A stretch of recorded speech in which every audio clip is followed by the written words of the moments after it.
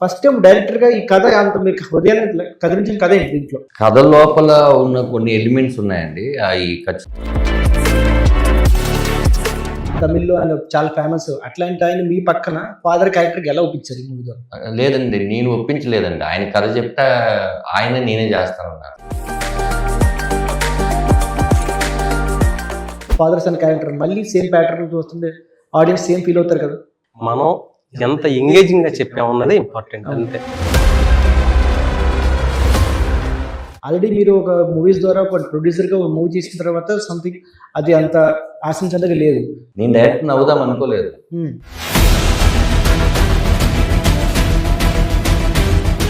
So బలగం వేణు చేశారు కాబట్టి ధనరాజు కూడా చేస్తున్నారు అనుకుంటారు కదా! సో వాటి కామెంట్స్ ఎలా తీసుకుంటారు? ఇప్పుడు ధనరాజ్తో సినిమా ఏంటి? Hi viewers, this is Yashwant. ఈ రోజు మన ముందు గెస్ట్ జబర్దస్త్ కామెడీ షోస్ ద్వారా ఎంతో మంది అభిమానులు సంపాదించుకున్నారు. అలాగే ఆయన చేసిన మూవీస్ ద్వారా కూడా ఎంతో మంది సపరేట్ కామెడీ ట్రాక్ ఆయనకంటూ సపరేట్ ట్రాక్ సృష్టించుకున్నారు.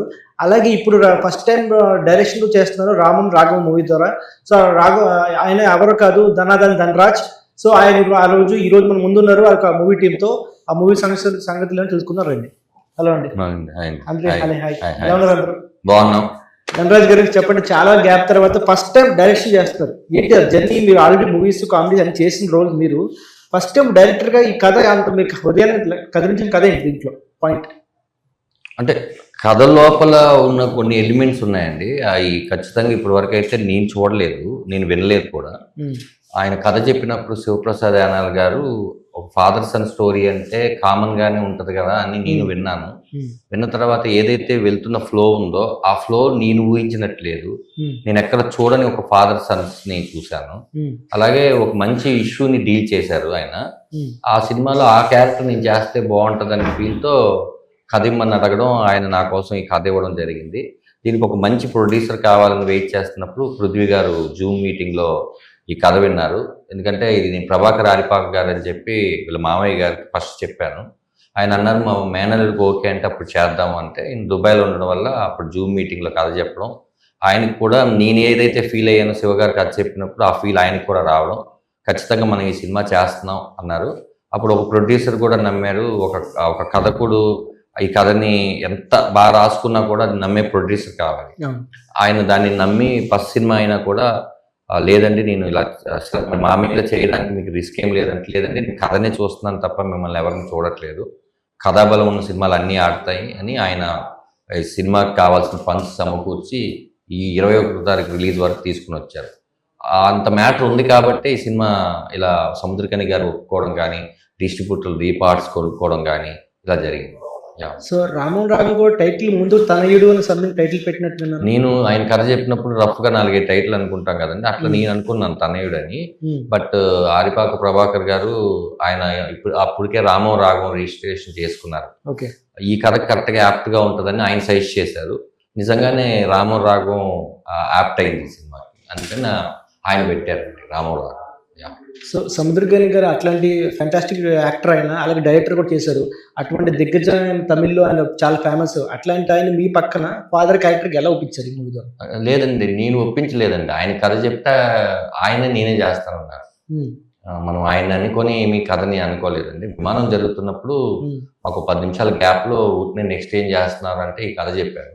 చెప్పగానే ఇందులో ఫాదర్ క్యారెక్టర్ నేను చేస్తే నీకు ఏమైనా ప్రాబ్లం అని ఆయన అడిగారు. మీరు చేస్తానంటే అసలు ప్రాబ్లం ఏంటంటే అది వండర్ కదా, నాకు హ్యాపీయెస్ట్ మూమెంట్ కదా అంటే ఎస్ నేను చేస్తున్నానని ఆయన ఈ కథలో ఆ క్యారెక్టర్ ప్రతి క్యారెక్టర్ ఆయనకి నచ్చి ఇది ఒక ఫ్రెష్ ఫీల్ ఉంటుందని చెప్పి ఆయన ఓకే చేశారు. అంతా నేను కష్టపడాల్సిన ఇదేం జరగలేదు ఆయన ఒప్పించడం. సో నిజ జీవితంలో మీ ఫాదర్ గుర్తొచ్చారా ఇట్లాంటి సీన్ చేసేటప్పుడు? మీ ఫాదర్ మీ యంగ్ లో ఎక్స్పైర్ అయ్యారు సంథింగ్. సో ఏమి గుర్తొచ్చారా మూమెంట్స్ ఇట్లా మా ఫాదర్ ఉంటే ఇట్లా ఉండేది నాకు కదా? అంటే ఇప్పుడు బేసిక్గా ఏంటంటే నేను కథలో దశరథ రామం అనే క్యారెక్టర్ ట్రావెల్ చేస్తున్నప్పుడు ఎక్కడో తెలియకుండా అందరికీ ఉంటుంది, నాకే కాదు. రేపు సినిమా చూసిన తర్వాత ప్రతి ఒక్కరికి వాళ్ళ ఫాదర్ గుర్తుకొస్తారు. అంత బాగా చేశారు, అంత మంచి క్యారెక్టరైజేషన్ రాసుకోగలిగాం. నా ఒక్కడికే కాదండి, యూనివర్సల్గా రేపు ఈ సినిమా చూసిన ప్రతి ఒక్కరికి కూడా అలాంటి ఫాదరు జర్నీ గుర్తుకొచ్చి వాళ్ళ ఫాదర్ని గుర్తు తెచ్చుకుంటారు ఖచ్చితంగా. శివప్రసాద్ గారు విమానం ద్వారా అందరినీ బాగా వద్దని కదిలిచ్చారు ఒక తండ్రి. సో ఈయన ఫాదర్ క్యారెక్టర్ ద్వారా, అట్లాగే చిన్న పిల్లోడి ద్వారా సో ఆ చిన్నపిల్లడు కోరికని తీర్చే జర్నీతో మూవీ అందరిని బాగా ఎంటర్టైన్ చేశారు. సో మళ్ళీ ఒక హృదయం తగ్గించే ఫ్యామిలీ ఫాదర్స్ అనే క్యారెక్టర్ మళ్ళీ సేమ్ ప్యాటర్న్ చూస్తుంటే ఆడియన్స్ సేమ్ ఫీల్ అవుతారు కదా. అవునండి, ఎమోషన్ అనేది మనిషి పుట్టినప్పటి నుండి ఉంది, ఎంత ఫీల్ అయినా పర్వాలా. అలాంటి కథలు నేను కొత్తగా రాయలేదు, అలాంటి కథలు గతంలో ఉన్నాయి, ఇప్పుడు రాస్తున్నారు, ఫ్యూచర్ లోను రాస్తారు. మనిషి బ్రతికున్నంత కాలం ఎమోషన్ ఉంటుందండి. వాళ్ళు ఎన్నిసార్లు అయినా ఎమోషనల్ అవ్వడానికి రెడీగా ఉంటారు. ఆ ఎమోషన్ ని మనం ఎంత ఎంగేజింగ్ గా చెప్పామన్నది ఇంపార్టెంట్ అంతే. ఆ ఎమోషన్ కి ఎప్పుడు కూడా లైఫ్ ఉంటుందండి. అది అంటే మీరు అడిగిన దాంట్లో ఒక క్వశ్చన్ నాకు అనిపించింది ఏంటంటే అండి, ఇప్పుడు విమానంలో ఉన్న తండ్రి కొడుకులు వేరండి, ఈ సినిమాలో ఉన్న తండ్రి కొడుకులు వేరు. ఎందుకంటే సముద్రగని గారు ఒక మాట అన్నారు, మీరు చాలా చాలా ఫాదర్ క్యారెక్టర్స్ చేశారు కదన్నా, ఇంకెన్ని మిగిలి ఉన్నాయని అడిగాను. కొన్ని కోట్ల ఫాదర్లు ఉన్నారా, కొన్ని కోట్ల సన్నులు ఉన్నారు, ప్రతి ఇంట్లో తండ్రి కొడుకులు ఒక్కొక్కలాగా ఉంటారు, ఇది ఒక ఇంట్లో ఉన్న కథ అని చెప్పారు. కాబట్టి ఆ కథకి ఈ కథకి ఇది లేదు సంబంధం. కాకపోతే ఆయన తండ్రి కొడుకు కథ రాశారు కాబట్టి, విమానం తీశారు కాబట్టి రెండు అలా ఉన్నాయని మీకు రావచ్చు, కానీ దానికి దీనికి సంబంధం లేదు. ఒక్కొక్క కథకుడు ఒక్కొక్క దర్శకుడు ఎందు పాట ఏం చేశారు, వాళ్ళిద్దరు ముగింపు ఏం చేశారు అనేదే ఇంపార్టెంట్ అవుతుంది. అలా మనం ఒక కొత్త విధానాన్ని తీసుకొని ఇప్పటి వరకు ఎవరు ఇలా చేసుండరు అనే దాన్ని ఒక థ్రిల్ ఫీల్ చేయడానికి, నిజంగానే ఒక మంచి కథ చెప్పడానికి ఎలా డ్రైవ్ చేయొచ్చు మేము అలా రాసుకుని డ్రైవ్ చేసాం. పృథ్వీ గారు, ఇది ఫస్ట్ టైం మీరు ప్రొడ్యూస్ చేస్తున్నారు డెబ్యూగా. సో ఈ మొత్తం కాస్టింగ్ చూసి చాలా భారీ కాస్టింగ్ ఉంది. సో ఎంతవరకు ప్రొడక్షన్ వాల్యూ ఎంత అయింది మూవీ గురించి?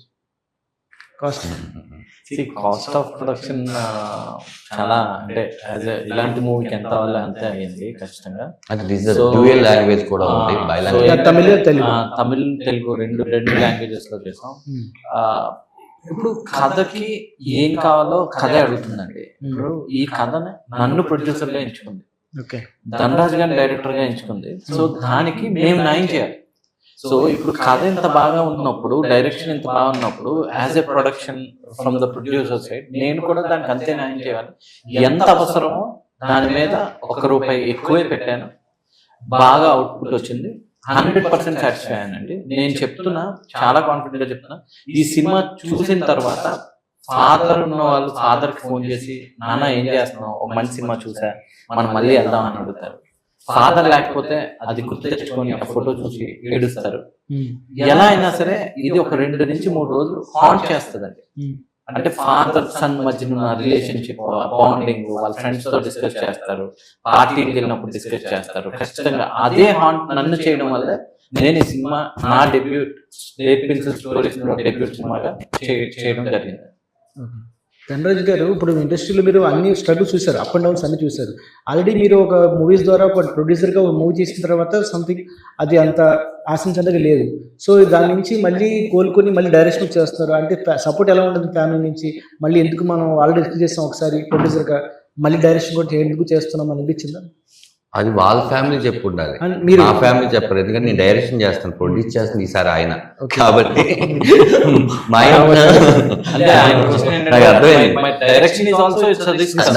అంటే డబ్బులు పోగొట్టుకునే దానికి మంచిన రిస్క్ కాదు ఇది. డైరెక్షన్ చేయడం వల్ల నేను డైరెక్టర్ అవుదాం అనుకోలేదు.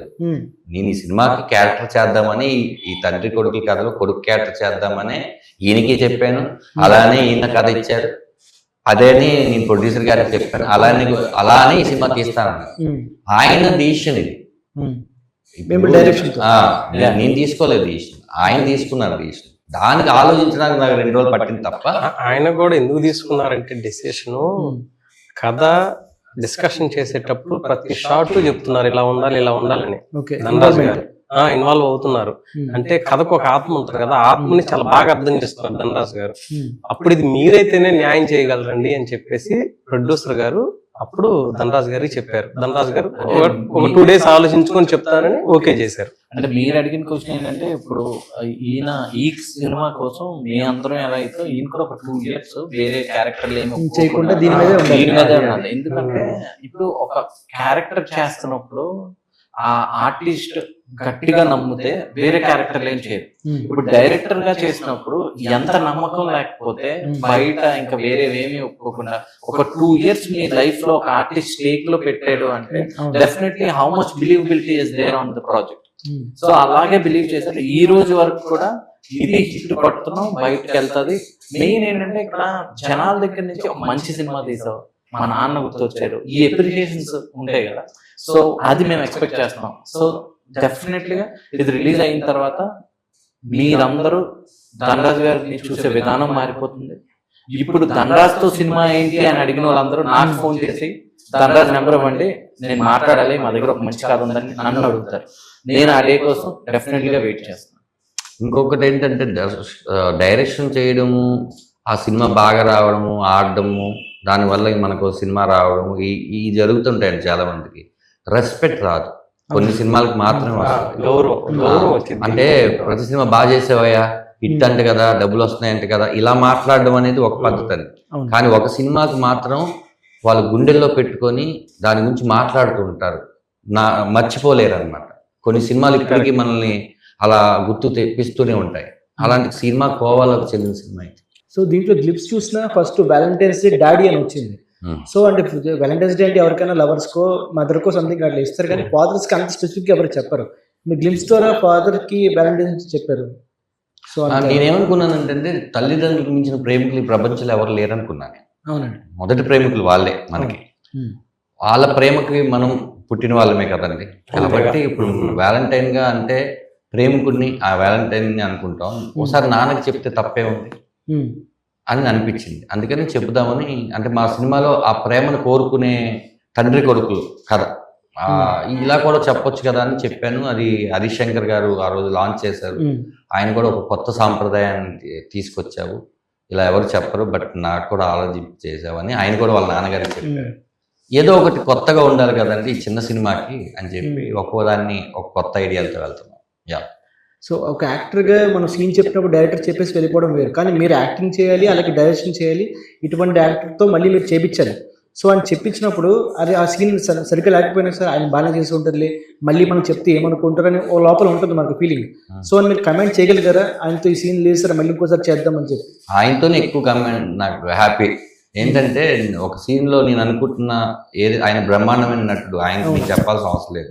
ఆయన కూడా కథలోని ఆ క్యారెక్టర్ రామం క్యారెక్టర్ని అర్థం చేసుకుని పొద్దు నుంచి సాయంకాలం వరకు సెట్ లో అలాగే ఉండేవారు. సముద్రకని గారు వన్స్ మేకప్ వేసిన తర్వాత దశరథ రామంగా మారిపోయాక ఆయన అదే మూడ్ లో ఉండాడు, అలాగే మాట్లాడేవాడు. ఆయన క్యారెక్టర్ లో లీనమయ్యారు.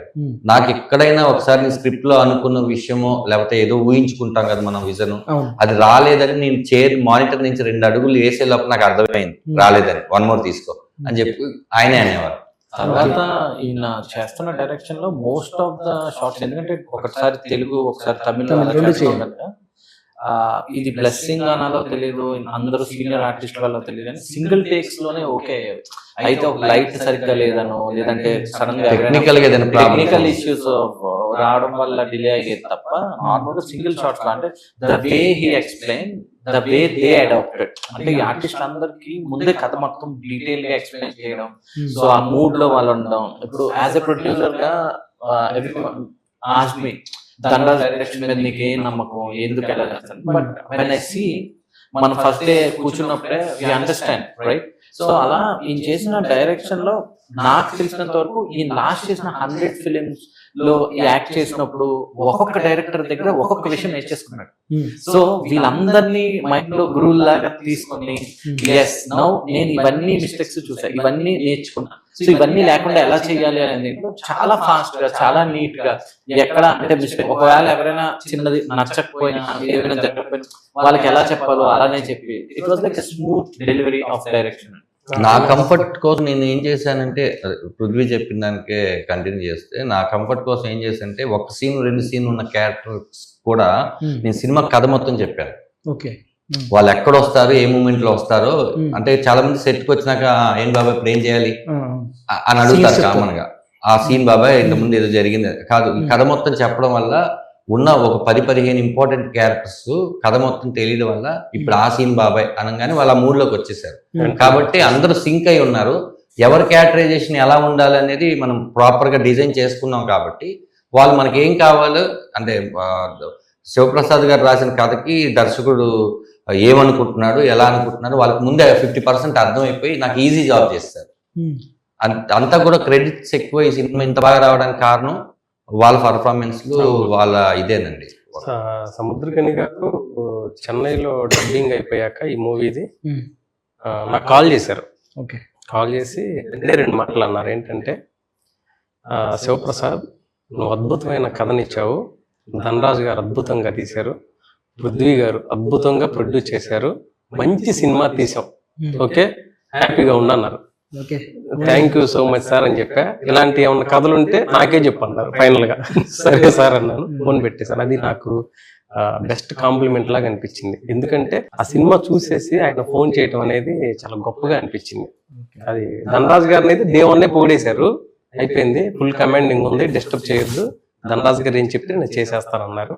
సినిమా అంతా అయిపోయాక నాకు ఫోన్ చేసి చెప్పారు. ఆయన అంటే సముద్రకని గారు ఏంటంటే అండి, మనసు సెట్లోకి వచ్చారనుకోండి, ఈ రోజు ఏం సీన్ చేస్తున్నాం అనేది ఇక ఆయన మరి కార్లు వచ్చేటప్పుడే మరి తీసేసుకుంటారేమో క్యారెక్టర్ అర్థం కాదు, కానీ మనసు మేకప్ పడ్డాక ఇక ఆ మూడ్ లో ఉంటారు, సాఫ్ట్ గా అయిపోతారు. ఆయన మళ్ళీ విడిగా ప్యాకప్ అయిన తర్వాత చాలా సరదాగా ఉంటారు. చేంజ్ మళ్ళీ క్యారెక్టర్ ఉన్నప్పుడు, ఇప్పుడు తండ్రి పాత్ర సాఫ్ట్ గా ఉందనుకోండి, మాతో సాఫ్ట్ గానే మాట్లాడుతుంటారు. హడావుడి చేయటం, కామెడీ చేయటం అలా ఉండదు, మెచ్యూర్డ్ పర్సన్ లాగా ఉంటారు ఆయన. అది ఆయన దగ్గర నుంచి మేము కూడా కొంచెం నేర్చుకుందాం అనిపించింది. అఫ్ కోర్స్ మేము ఆర్టిస్టులు కాకపోయినా కూడా ఎలా ఉండాలి, ఎలా ఉండకూడదు, ఇవన్నీ ఆయన చెప్తా ఉంటారు మాకు. రేపు మేము ఏదైనా కథలు రాసుకునేటప్పుడు, కొన్ని పాత్రలు క్రియేట్ చేసుకునేటప్పుడు కూడా ఆయన అనుభవాలు మాకు ఉపయోగపడతాయి. ఇలాగా సో మీ ఫ్రెండ్ బలగం వేణు గారు కూడా, ఆయన కూడా జబర్దస్త్ నుంచి వచ్చి ఒక కమెడియన్ గా ఎదిగి ఇప్పుడు డైరెక్షన్ ద్వారా చిన్న సినిమాతో మొదలై పెద్ద ప్రమాదం సృష్టించింది బలగం. సో ఆ బలగం చూసి ఈ మూవీ కూడా తీశారని అనుకుంటారు ఆడియన్స్ బయట చూసి. సో బలగం వేణు చేశారు కాబట్టి ధనరాజు కూడా చేస్తున్నారు అనుకుంటారు కదా. సో వాటి కామెంట్స్ ఎలా తీసుకుంటారు? అంటే రెండు విషయాలండి. ఒకటి ఏంటంటే, అది మంచి కామెంటే. నా ఫ్రెండ్ ఒక సినిమా తీసి కమెడియన్ గా ఉన్న తను ఒక ఎమోషనల్ కంటెంట్ ని చాలా బాగా త్రో చేసి అది మంచి సూపర్ హిట్ అయింది. నెక్స్ట్ నేను కూడా జబర్దస్త్ అన్ని చేసి నేను ఒక కమెడియన్ గా ఉండి ఇందులో ఒక మంచి సినిమాని నేను కూడా ఎమోషనల్ గా రైట్ చేస్తాను అనేది నాకు మంచి విషయం. అయితే ఇక్కడ అందరికి తెలియాల్సిన విషయం ఏంటంటే, నేను ఈ కథ శివప్రసాద్ గారు చెప్పినప్పుడు అసలు అప్పటికి ఇంకా నాకు తెలిసి బలగం సినిమా స్టార్ట్ అవ్వలేదు, రైటింగ్ స్టేజ్ లో ఉంది. నేను దర్శకుడిని అయినప్పటికీ ఇంకా బలగం సినిమా పోస్ట్ ప్రొడక్షన్ లో ఉంది, అలాంటి ఇదిలో ఉంది. ఆ సినిమా ఆడేస్తుంది, అప్పుడు వేణుకి పేరు వస్తుంది కాబట్టి నేను కూడా డైరెక్షన్ చేసేద్దాం అనే థాట్ లేదండి. ఈ కథ ప్రొడ్యూసర్ గా తను ఎలా ఎంచుకుందో, తను డైరెక్టర్ గా నన్ను ఎంచుకున్నాడు. ఇంతే, మాకు ఆ థాట్ లేదు. తర్వాత అందరూ చెప్పడం వల్ల ఓహో ఇదో కంపారిజన్ వస్తుంది, కంపేర్ చేస్తున్నారు అని ఉంది తప్ప ముందు అదైతే మైండ్ లో పెట్టుకోలేదండి. ఓకే, ఈ మూవీలో మదర్ క్యారెక్టర్ ప్రమోదిని గారి గురించి చెప్పండి. సో ఆ మదర్ చూస్తే మీ మదర్ రియల్ మదర్ పేరే ఆవిడ పెట్టారండి కదా క్యారెక్టర్. అవునండి. సో ఆ క్యారెక్టరేషన్ ఎలా ఉంటుంది? ఇందులో ఆవిడ కమలమ్మ అని సముద్రకని గారి వైఫ్ క్యారెక్టర్ చేశారు. ఈ రోజు నేను చెప్తున్నాను, అందరూ నన్ను సినిమా రిలీజ్ అయిన తర్వాత చాలా బాగా చేసావని అంటారని పృథ్వీ గారు ఎలా చెప్తున్నారో, ఒక దర్శకుడిగా నాకు 100% అడిగితే ఆవిడ 200% చేశారు. నేను ఇప్పుడు మళ్ళీ ఆవిడ దొరకకపోతే ఆ క్యారెక్టర్ నేను ఎవరితో చేపించినా ఇంత బాగా వచ్చేది కాదేమో అన్నట్టు నాకు అనిపిస్తుంది. ఆవిడ మీరు చూడండి, ఈ సినిమా తర్వాత మదర్ క్యారెక్టర్ రాసుకునేటప్పుడే ప్రమోదిని గారిని రాసుకుంటారు, లేదా ఒక మదర్ క్యారెక్టర్ ఆవిడ కోసమే సృష్టిస్తారు. ఆవిడ ఎప్పుడు రావాలి బ్రేక్, మరి మంచి సినిమా ఆవిడ పడిందో లేకపోతే అది కుదరలేదో, కుదరాలి కదా ఆర్టిస్టులకి. ఈ సినిమాలో ఆ దేవుడు నా దగ్గరికి కరెక్ట్గా నా కథకి కావాలి అన్నట్టు అన్ని కుదిరేయండి. ఒక్కరు కాదు, ఈ కథకి సముద్రకని గారే కావాలనుకొని కథ తీసుకొచ్చింది, ఈయనే ప్రొడ్యూస్ చేయాలని ఈయన తీసుకొచ్చింది, నాకే ఇవ్వాలని ఈయన కథ రాశాడేమో, నేనే దర్శకుని చేయాలేమో అనుకునే ఉందేమో. హరీష్ ఉత్తమన్ గారు, అలాగే సునీల్ గారు, ఇట్లా ఇంకా చాలా మంది ఉన్నారండి. డిఓపి దుర్గాప్రసాద్ గారు, మ్యూజిక్ డైరెక్టర్ వచ్చి అరుణ్ చిలివేరు అండి. శశి సినిమాలో ఒకే ఒక లోకం సాంగ్ ఎంత ఫేమస్ అని తెలుసు. అతను రికార్డింగ్ రేపు పొద్దున ఈ సినిమాకి ప్రాణం పోసాడు. మేము ఎంత తీసినా కూడా తన రికార్డింగ్తో ఇంకొక నెక్స్ట్ లెవెల్ చేశారు అరుణ్. అందరం కూడా ఒక సక్సెస్ కోసం వెయిట్ చేస్తున్న వాళ్ళమేనండి. మా అందరికీ గంప గుత్తగా ఈ సినిమా సూపర్ హిట్ అవుతుందని, అవ్వాలని మీ ద్వారా ప్రేక్షకులను అడుగుతున్నాం. ఓకే, సో కమెడియన్స్కి చూస్తే ఇప్పుడు జర్నీ బాగానే ఉంటుంది, కానీ డైరెక్షన్ కానీ హీరో కానీ ట్రై చేసినప్పుడు అలా ఆ పేజ్లో ఉండిపోతారు. సినిమా హిట్ అయినా ఫ్లాప్ అయినా సరే మన డైరెక్షన్ వెళ్ళాలి, హీరో క్యారెక్టర్కి వెళ్ళాలి, కొంతమంది కన్విన్స్ చేస్తుంటారు. సో దానివల్ల వాళ్ళు మైనస్ అవుతుంది. అంటే మళ్ళీ మన కమెడియన్స్కి వెళ్ళలేము, అటు ఆ డైరెక్షన్ కానీ హీరో కానీ వెళ్ళలేము. సో అది టఫ్ అని కనిపించట్లేదా మీకు? ఎందుకంటే నేను ప్రొడ్యూస్ చేసిన తర్వాత మళ్ళీ ప్రొడ్యూస్ చేయలేదే, అప్పుడు నేను ప్రొడ్యూసర్గానే ఉండాలి. నేను హీరోగా 4 సినిమాలు చేసిన తర్వాత మళ్ళీ కమెడియన్గా చేయకుండా లేనే. నేను ఒక దగ్గర ఎక్కడ స్టిక్ అయిపోలేదు. నేను టీవీ చేసినాక సినిమా చేయకుండా లేను, సినిమా చేసినాక టీవీ చేయకుండా లేను. అలాగే నేను ఏంటంటే ఇప్పుడు డైరెక్షన్ చేసింది ఎందుకు చేశాను అంటే, ప్రొడ్యూసర్ గారిని నమ్మి నువ్వైతేనే కరెక్ట్గా కథని చెప్పగలవు అని చెప్పి రైటర్తో డిస్కస్ చేసి అంతా చేసినప్పుడు వాళ్ళు నన్ను నమ్మినప్పుడు నేను నమ్ముకోకపోతే కరెక్ట్ కాదు కదా అని చెప్పి నేను చేశాను. తర్వాత ఇంకోటి ఏంటి అంటే, ఇందులో ఉన్న ఒక అద్భుతమైన క్యారెక్టర్ తండ్రి కొడుకుల కథలో ఇలాంటి క్యారెక్టర్ నాకు దొరకదు. అందుకని నేను ప్లే చేయాల్సి వచ్చింది. రేపు ఇంకొక కథ వస్తుంది, ఆ కథకి నేను కరెక్ట్గా యాక్టర్ని ఆ డైరెక్టరో లేకపోతే ఆ ప్రొడ్యూసర్ నమ్మితే నేను చేస్తాను. లేదా నేను ఒక కథ రాసుకొని ఈ కథకి వీళ్ళే నిర్మాతలు, వీళ్ళైతే బాగా చేస్తారు, ఈ హీరో అయితే ఈ కథ కరెక్ట్గా ఉంటే అప్పుడు డైరెక్షన్ చేస్తాను. ఇక్కడ అన్నీ కూడా ఏది ప్లాన్ చేసుకున్నట్టు జరగవండి. వచ్చిన దాన్ని సద్వినియోగం చేసుకున్నామా లేదా అని. రేపొద్దున నాకు ఈ రామరాగం నేను ఒకవేళ దర్శకుడిగా వాళ్ళు అనుకోకపోయి ఉంటే, రేపు అవుట్పుట్ వేరేలాగా వచ్చేసి ఉంటే, నేను ఆ క్యారెక్టర్ కరెక్ట్గా చేయలేదేమో, నన్ను ఆ డైరెక్టర్ కరెక్ట్గా చేయించుకోలేదని ఎంత బాధపడేవారు. లేదా ఇంకా ఎక్స్ట్రాడినరీగా చేయించారు, అమ్మ మంచి డైరెక్టర్ దొరికారని ఆనందపడేవారు. ఇవన్నీ కూడా రెండు ఆన్ అండ్ ఆఫ్గా ఉండేది. ఇప్పుడు నాకు చాలా కాన్ఫిడెంట్గా ఏముందంటే, నేను బాగానే చేయించుకున్నాను సముద్రగని గారితో, నేను ధనరాజ్తో బాగానే చేయించుకున్నానని ఒక డైరెక్టర్ లాగే మాట్లాడుతున్నాను. నేను ఆర్టిస్ట్ ధనరాజ్ని డైరెక్టర్ ధనరాజ్ బాగానే డీల్ చేశాడు అన్నట్టుగా మాట్లాడుతున్నాను. నేను తృప్తిగా ఉన్నానండి. ఆ తృప్తి ఇంకా జనాలందరూ చెప్పినప్పుడు రెట్టింపు అవుతుంది, ఉత్సాహం అవన్నీ అవుతుంది. అందుకని Feb 21 థియేటర్లో కలుద్దాం. మీ ప్రశ్నలు అన్నిటికీ కరెక్ట్ సమాధానం ఈ సినిమా Febలో చెప్తాను. ఓకే, అంటే ఈ చిన్న సినిమాలు ఈ రోజుల్లో ప్రమోషన్స్ అంటే చాలా ఇంపార్టెంట్. సినిమా తీయడం వ్యక్తి అయితే ప్రమోషన్స్ చేయడం కూడా చాలా ఇంపార్టెంట్. అవునండి. సో మీరు చేసిన చాలా మూవీస్ లో పెద్ద పెద్ద హీరోలు చేశారు. అవును. సో దీంట్లో ఎక్కువ పవన్ కళ్యాణ్ గారితో ఎక్కువ చేశారు. సో ఆయనకి ఏమన్నా ఈ మూవీ టైటిల్ కానీ చూపించే ప్రయత్నం చేశారా? ఆర్టిస్ట్ వచ్చి ఆఫీస్లో ఉన్నప్పుడు మీరు ఈ సినిమా చాలా బాగా రాసుకున్నారు, మీరు ఈ సినిమా బాగా తీస్తున్నారని ఆయన దాకా వెళ్ళిందండి. ఓకే, అవునా అని కూడా అన్నారండి అని చెప్పారు అన్నమాట ఆయన. బట్ ఇప్పుడున్న పరిస్థితుల్లో ఆయనకున్న బిజీ షెడ్యూల్లో మనకు అది కుదరకపోవచ్చు. నాకు తెలిసి ఆయన ఎప్పుడో గ్యాప్లో ఉన్నప్పుడు లేకపోతే ఆయనకి సమయం కుదిరినప్పుడు ఖచ్చితంగా ఎక్కడో ఎవరి ద్వారా అయినా చూపించడానికి ప్రయత్నిస్తాం. ఎందుకంటే ఆయన టైంని కిల్ చేయకూడదు కాబట్టి. సో అంటే ఇప్పుడు జబర్దస్త్ కమెడియన్స్ కూడా చాలా మంది ఫ్రెండ్స్ ఉన్నారు. సో వాళ్ళు ఏమైనా హెల్ప్ చేస్తున్నారు? టోటల్గా మీకు జబర్దస్త్లో ఉన్న వాళ్ళు కానీ, బిగ్ బాస్లో ఉన్న వాళ్ళు కానీ, లేకపోతే సినిమాకి నా ఫ్రెండ్ సర్కిల్లో ఉన్న వాళ్ళందరూ కూడా వాళ్ళు ప్రమోట్ చేస్తున్నారు. సుధీర్ ఒక వీడియో చేస్తానన్నాడు, గెటప్ సీన్, చమ్మక్ చంద్ర, ఆది ఇంటర్వ్యూ చేస్తానన్నాడు. ఫ్రీ రిలీజ్ ఈవెంట్లో చాలామంది, ఇంకా చాలా సర్ప్రైజ్లు ఉన్నాయండి. ఒక పెద్ద హీరో వచ్చి మన థియేట్రికల్ ట్రైలర్ లాంచ్ చేయబోతున్నారు. 14th మా ట్రైలర్ లాంచ్ అవుతుంది, 16th ఫ్రీ రిలీజ్ ఈవెంట్ ఉంది. చెన్నైలో కూడా పెద్ద సెలబ్రిటీలు వస్తున్నారు, తమిళ్లో. ఇవన్నీ అవుతున్నాయండి. ఒక్కొక్క ప్రాసెస్ చేసి మా వల్ల ఎంత అవుతుందో, మా టైం ఎంత మేము అయితే స్పెండ్ చేయగలుగుతున్నామో అంత, మా అమౌంట్లు ఎంత ఉన్నాయి, మా బడ్జెట్లు ఎంత ఉన్నాయి చూసుకొని వన్స్ ఏంటంటే మేము రిక్వెస్ట్ చేసేది ఏంటంటే, ఏ సినిమా బాగున్నా ఆ సినిమాని మీడియా భుజాల మీద వేసుకొని తీసుకుని వెళ్తుంది. అలాగే మీరు కూడా ఒక మంచి సినిమాని మేము నమ్మాం, మీరు కూడా నమ్మి జనాల దాకా దీనికి సేవ చేయండి. ఓకే గైస్, February 21న రామం రాగం మూవీ రిలీజ్ అవుతుంది. ఖచ్చితంగా అందరు చూసి ఎంకరేజ్ చేయండి. Thank you.